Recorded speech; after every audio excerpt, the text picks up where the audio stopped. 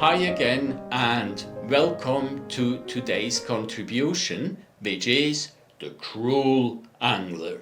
Oh, what's this?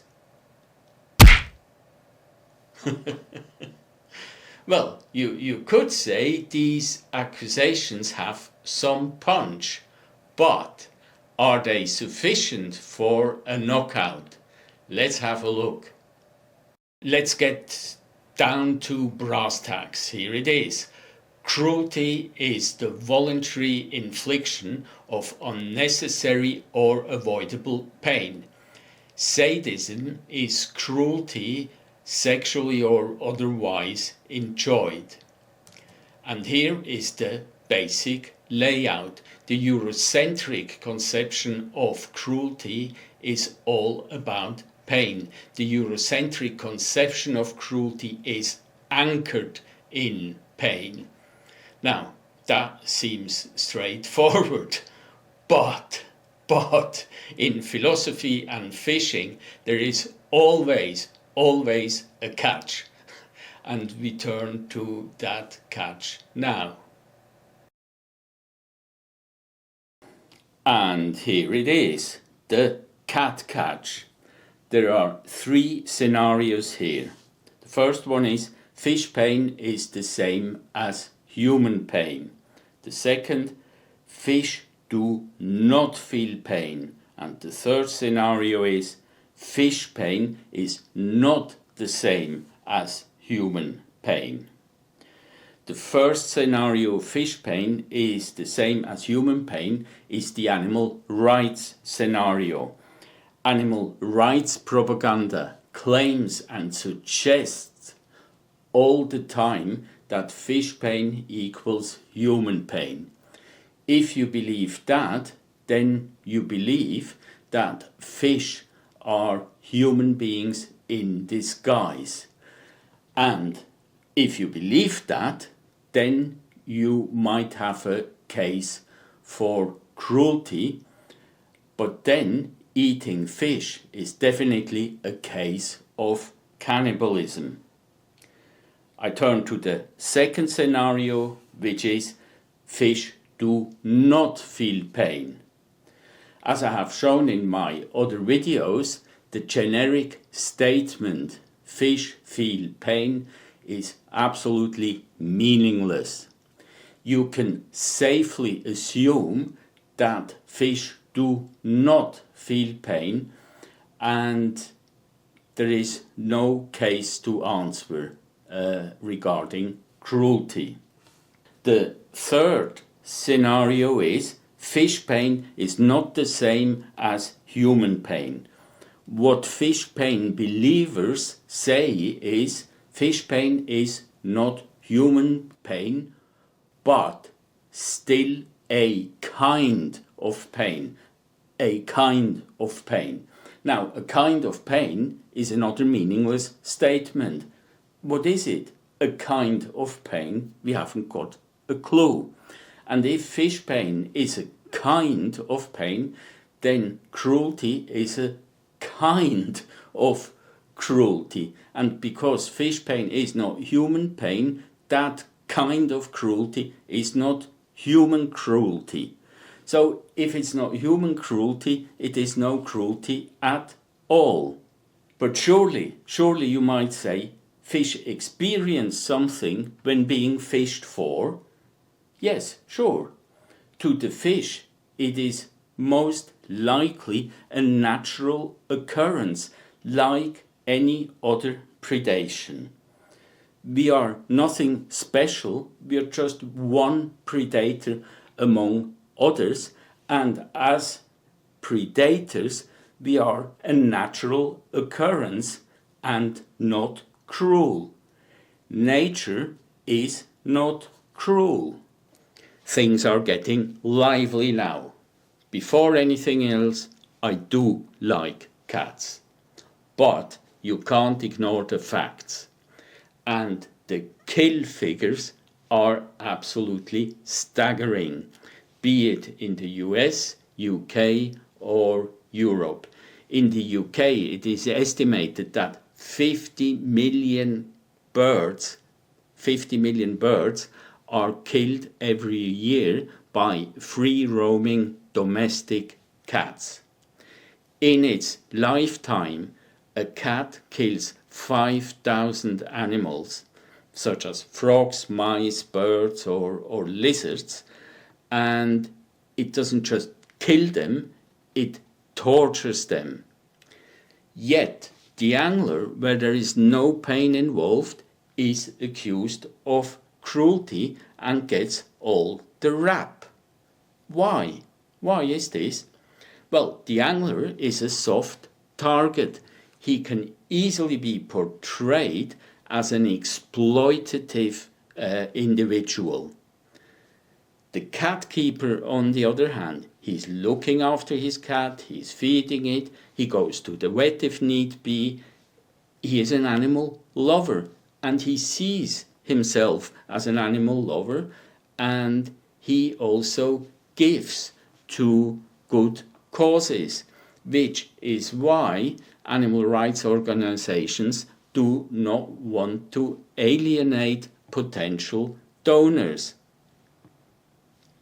However, if the cat keeper wouldn't keep a cat, there would be less cruelty out there, 5,000 times less cruelty. But that is an unfair thing to say, because the cat keeper does not intend to cause pain and suffering to innocent creatures, just as the angler does not intend to inflict pain on fish. Well, he can't, because they don't feel pain. And the same goes for pleasure. The pleasure is in the catch, not in the inflicting of pain, presumed pain.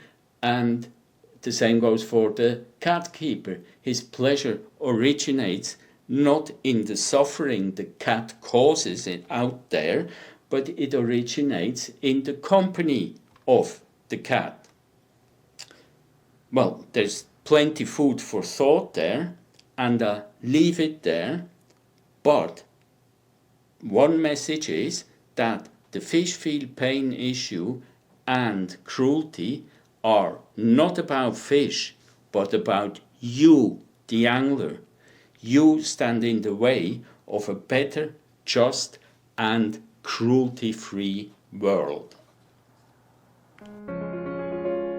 So far, so good, but let's turn the tables now and have a look at the accusers. Who are they? They are, for example, the nice people who promote things like the World Day for the End of Fishing, or organizations like RSPCA, Humane Society, Voice for the Voiceless, PETA, or Effective Altruism. The ideology is provided by Peter Singer, the chief ideologist, and it's basically very simple. No pain, no moral concern. And in order to explain that briefly, I used the same example as in my other videos, the butterfly. You catch it, and once you got it, you pull out the wing, you poke into its eyes, and you break each of its legs, and you mutilate it in any way you want. No pain, no moral concern. If you need the capacity to feel pain and suffer in order to be kind, decent, respectful, or considerate to animals, if for all that you need the capacity to suffer, you lost the plot. You have no moral sense at all. You're morally bankrupt. There are things that are plain right or wrong, and wanton violence to the butterfly is one of them. But the chief ideologist insists there is no such thing as right or wrong, And because this is such an important point, I have included a link in the description below where you can hear the chief ideologist himself explaining that point. I conclude this section by reasserting that whoever subscribes to animal rights / animal liberation, whoever philosophically and practically subscribes to animal liberation, is morally bankrupt. Animal rights / animal liberation, Singer style, says that whatever produces the best consequences for all those affected by our actions is the right course to take.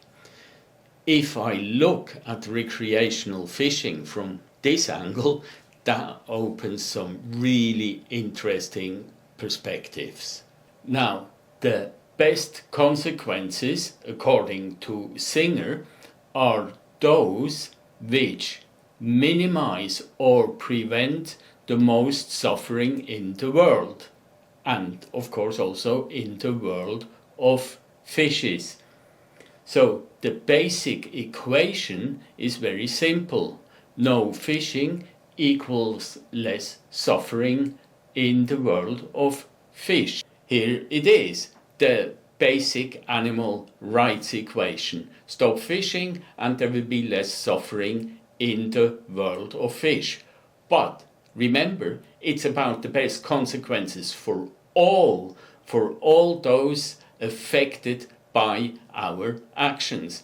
The angler suffers too because he can't go out fishing anymore, but his suffering is deemed to be less important or weighs less than that of the fish, because his fishing is unnecessary. He doesn't need to go fishing, so the pain of the fish weighs more than the suffering of the angler.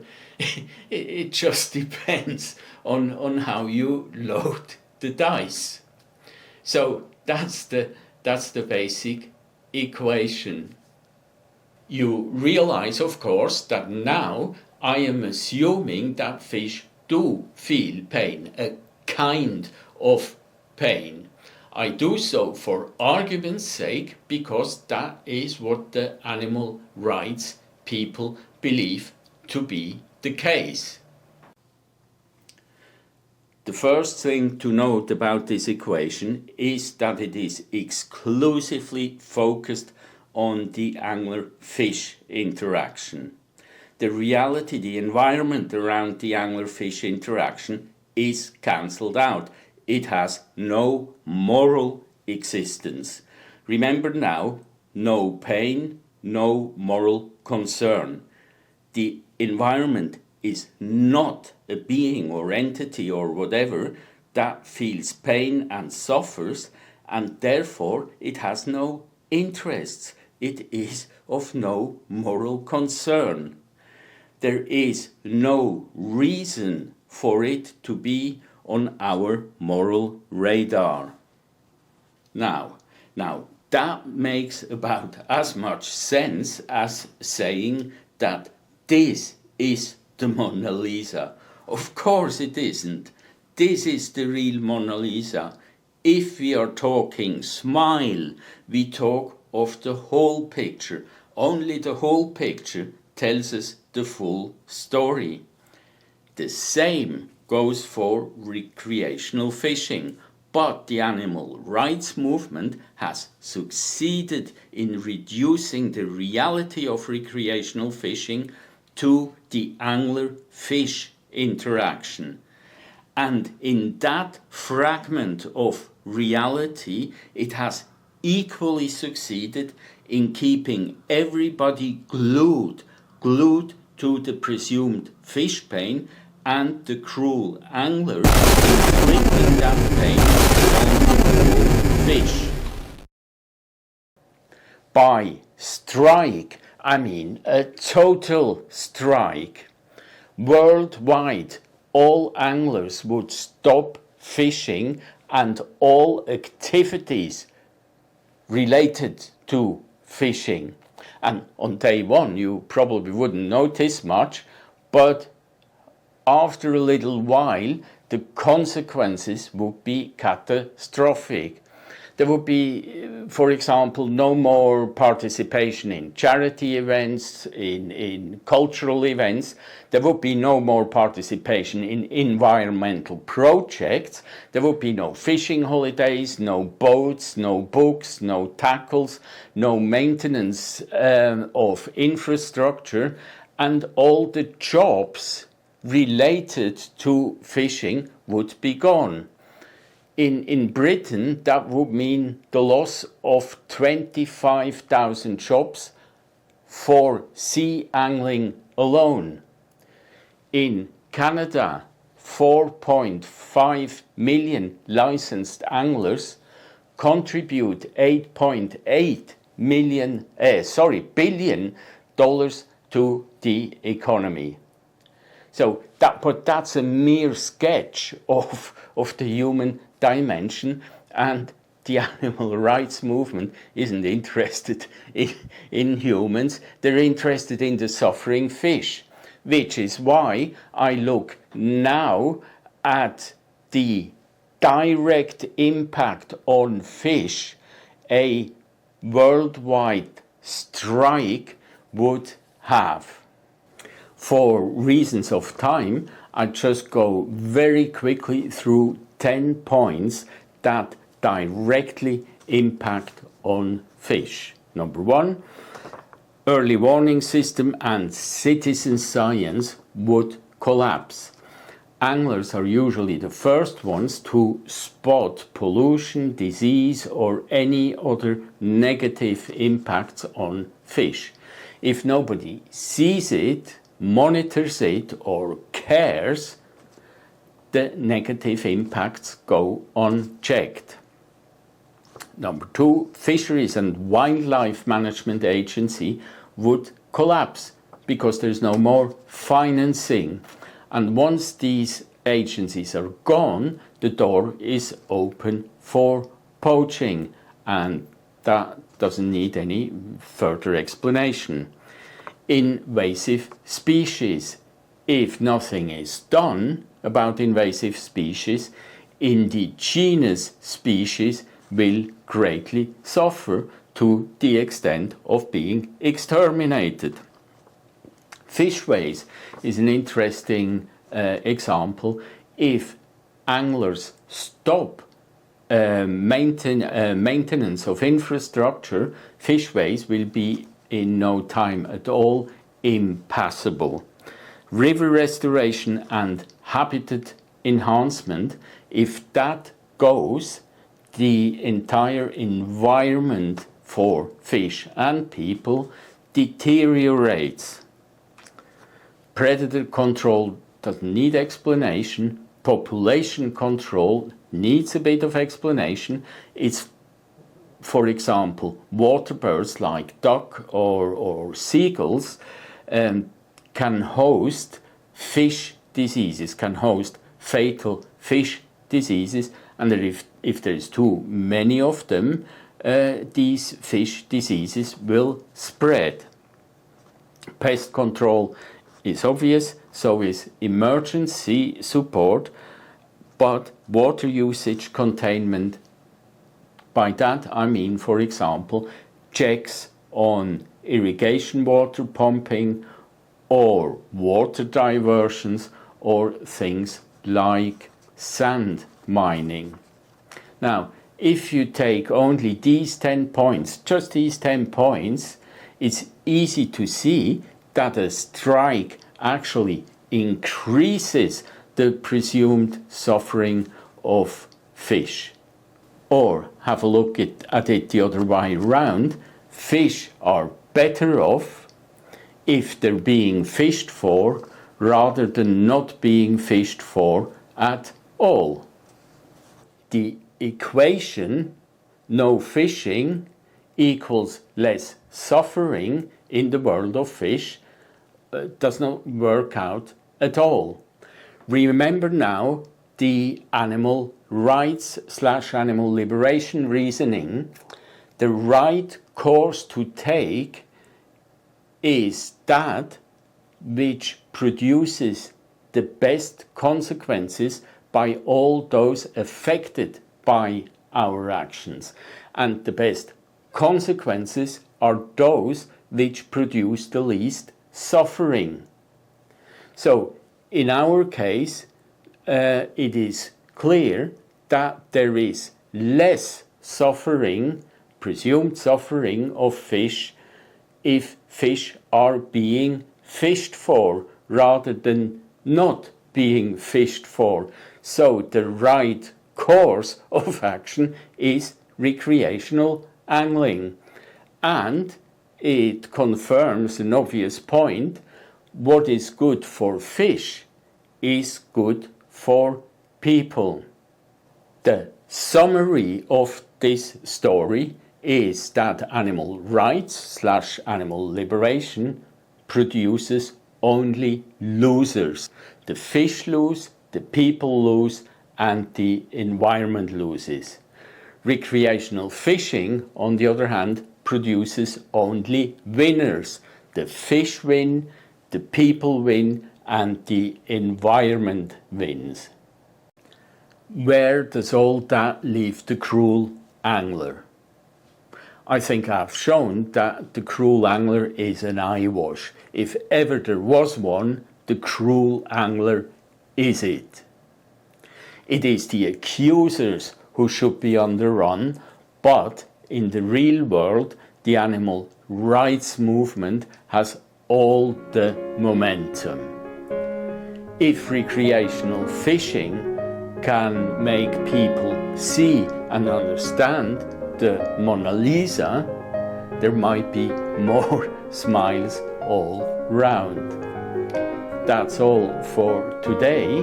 Thank you, and I hope to see you soon again. Cheers.